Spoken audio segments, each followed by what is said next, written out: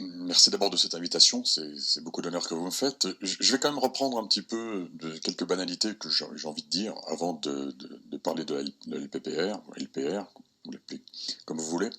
J'ai entendu des mots intéressants ce matin. Le problème déjà de l'acculturation. L'acculturation, déjà, c'est un problème d'acculturation scientifique et technologique dans ce pays déjà tout court, commençons par là, enfin, soyons macro. Et puis ensuite, ce problème d'acculturation entre la sphère économique et la sphère de la recherche. J'ai face à moi mon président de pôle de compétitivité Eurobiomed, et je me disais, en y réfléchissant, que ça fait depuis sa création que je vis avec bonheur ce pôle de compétitivité, mais je faisais le bilan qu'en plus de 15 ans, ce pôle de compétitivité avait vu, outre mon humble personne, vu passer 2 académiques. Et je suis pas sûr que dans les 5 autres pôles de compétitivité santé, ça soit mieux, si c'était peut-être moins bien encore. Donc ce problème d'acculturation et de double culture, c'est vraiment le grand problème. Et pour être toujours enseignant du supérieur, diriger mon petit master dans mon coin, essayer de le faire vivre un peu différemment de ceux de mes collègues, je m'aperçois que le chemin est encore important.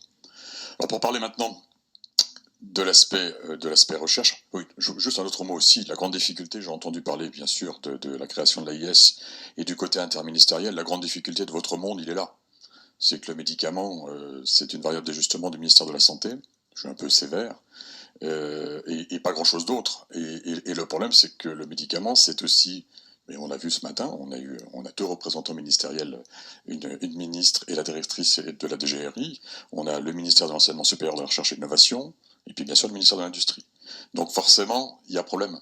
Il y a problème parce que moi, je me souviendrai toujours, en début de la crise pandémie, mes collègues de CARE qui m'appelaient à la maison en disant, tu sais, on vient de perdre 15 jours pour mettre les bons interlocuteurs des différents ministères autour de la table.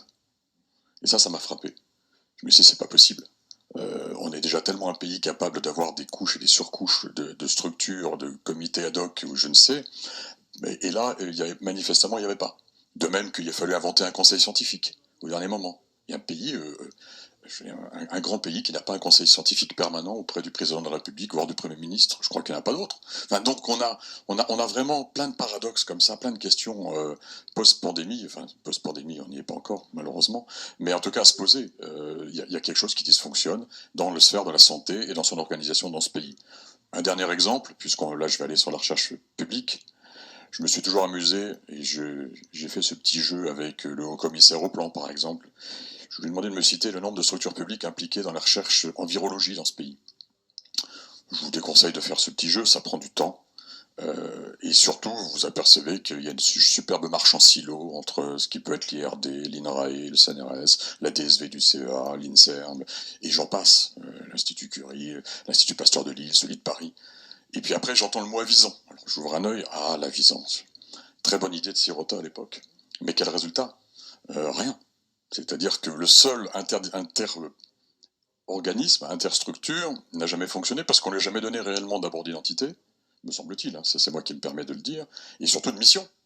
Conclusion, la vision, sincèrement, je m'entends plus que très bien avec le président de l'INSERM, mais je pense qu'il ne le réunit même plus.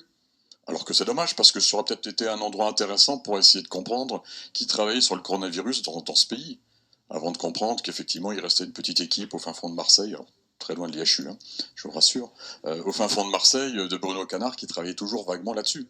Enfin, on a un vrai problème d'organisation de la santé, je dirais, dans beaucoup de structures. J'espère que l'AIS va être effectivement une structure simplificatrice. Le rôle du CSIS n'était pas de traiter les problèmes de l'amont, je crois que c'était clair. Ils ont été traités pour partie par la loi de programmation. Maintenant, je vais venir sur cette loi de programmation pour vous dire ma satisfaction et pour vous dire aussi son insuffisance. Je ne vais pas me faire que des amis parmi mes amis du ministère. On part de loin. C'est moins 23% du budget consenti à la recherche entre 2011 et 2018. Dans une économie de la connaissance, c'est un chiffre fort quand même. C'est un recul, alors après, là aussi, comme l'a fait la ministre, on peut prendre des indicateurs, mais enfin c'est a priori un recul, dit-on, de la 3e à la 8e position, sur quand même un argumentaire qui est basé sur des brevets et essentiellement sur des publications. Donc quand on veut faire de l'innovation ouverte telle que vous souhaitez la faire, si vous voyez votre amont qui est en train de péricliter, forcément il y a problème. Alors face à ça, il fallait réagir. Donc la loi de programmation par la recherche, moi j'ai participé, j'ai co-présidé l'une des 3 missions préparatoires. On est allé un peu plus loin, bien sûr, dans cette analyse. Je ne vais pas vous donner tous les chiffres qui nous ont pour le moins surpris quand vous voyez que effectivement le salaire moyen d'embauche d'un chercheur ou d'un enseignant-chercheur dans ce pays est à peu près à la moyenne, enfin 63% de la moyenne des pays de l'OCDE. Et quand on sait ce que c'est que le panier des pays de l'OCDE, vous prenez peur. Quand vous savez que le âge moyen de recrutement d'un chercheur, d'enseignant-chercheur, c'est 35 ans. À 35 ans, on est vieux, on est déjà ramolli, on est foutu. Je veux dire, moi, je veux aller chercher des jeunes qui sortent du MIT à 25 ans, je ne les veux pas à 35 ans, me semble-t-il. Je ne sais pas comment vous voyez vos recrutements, mais nous, dans la recherche, non, nous, c'est 35 ans. C'est incroyable. Alors, donc, qui va avoir la patience d'attendre 35 ans pour gagner ensuite net 2 000 € par mois? On peut se poser la question quand même. Est-ce qu'on est vraiment. Alors, la loi de programmation a pris acte de tout ça, je lui reconnais ça, donc elle a mis des moyens. Des moyens. J'ai eu une discussion la semaine dernière avec Luc Gallois qu'on auditionnait dans la commission d'enquête sur la désindustrialisation, qui me disait, vous savez, votre loi LPPR, c'est bien, mais c'est 25 milliards sur 10 ans. Et il me dit, votre seule chance, c'est de mettre 20 milliards par an. Je dis, moi, je vais aller voir le ministère, je vais leur proposer immédiatement. Je suis sûr que Bercy va être d'accord tout de suite, mais il a probablement pas tort, parce que c'est pas, on a une trajectoire qui va nous améliorer les choses indubitablement, mais qui va pas encore nous mettre tout à fait à 3% du PIB dès demain, quoi. On le sait bien. Donc cette loi, elle était essentielle. 25 milliards sur 10 ans. Bon, je ne vais pas refaire plus la partie PIA, plus la partie plan de relance, plus la partie. Bon. Donc il y a un vrai mieux. On a des critères qui sont quand même très tangibles pour dire qu'il y a un vrai mieux. L'ANR est un très bel exemple. Hein. Moi, je recroise quelques collègues scientifiques avec le sourire, ce qui n'était pas arrivé depuis bien longtemps.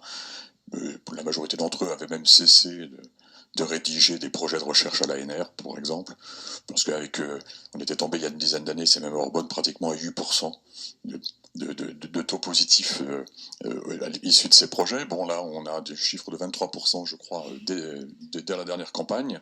On a une cible à 30% qui mettra la France et son agence à peu près à la hauteur des autres agences européennes.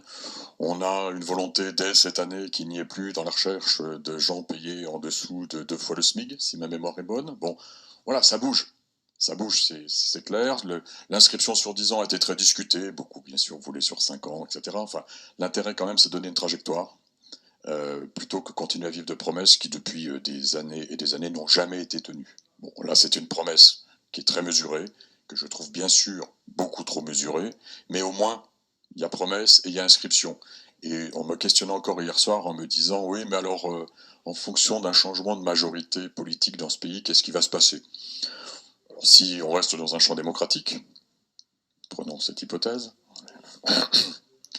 et bien il me semble quand même que je ne vois pas un gouvernement par la suite revenir, au moins sur ce socle-là. Je pense que la pandémie est passée par là. Je pense que aller faire machine arrière sur les promesses faites, qui ne sont pas des promesses mirifiques, extraordinaires, mais qui sont là, en tout cas, un retour en arrière me semble maintenant difficile par rapport à quelques majorités qu'il y aurait demain. Donc c'est un bon début, il va falloir amplifier, continuer, ne rien lâcher. J'étais un peu inquiet quand j'ai vu la ministre venir me voir tout à l'heure en me disant, bon, tu surveilles l'ONDAM sur le PLFSS, il faut que tu surveilles, il faut que tu surveilles. Donc je vois même qu'elle commence déjà à être inquiète quand même quelque part, hein, donc on va surveiller. Je ne sais pas si on pourra faire grand-chose, mais on surveillera en tout cas. Donc voilà, donc on vit un moment intéressant, enfin, je pense que vous en êtes d'accord, avec des belles promesses, avec des avancées, recherche publique comprise. Je pourrais aussi disserter de la relation publique-privée. Bon, Franck citait de beaux exemples de réussite, mais qu'est-ce qu'on part de loin là aussi?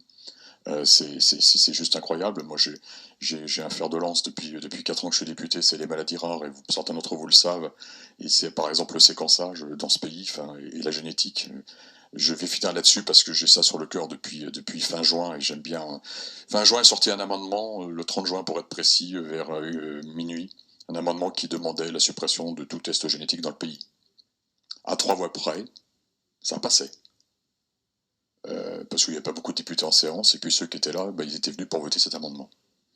Vous êtes généticien comme moi de formation, d'abord vous ne croyez pas vos oreilles, puis après vous pouvez sonner le téléphone pour essayer d'ameuter, il n'y a pas des députés qui traînent quelque part, là, qui pourraient venir renforcer une majorité. Ça se tient à ça.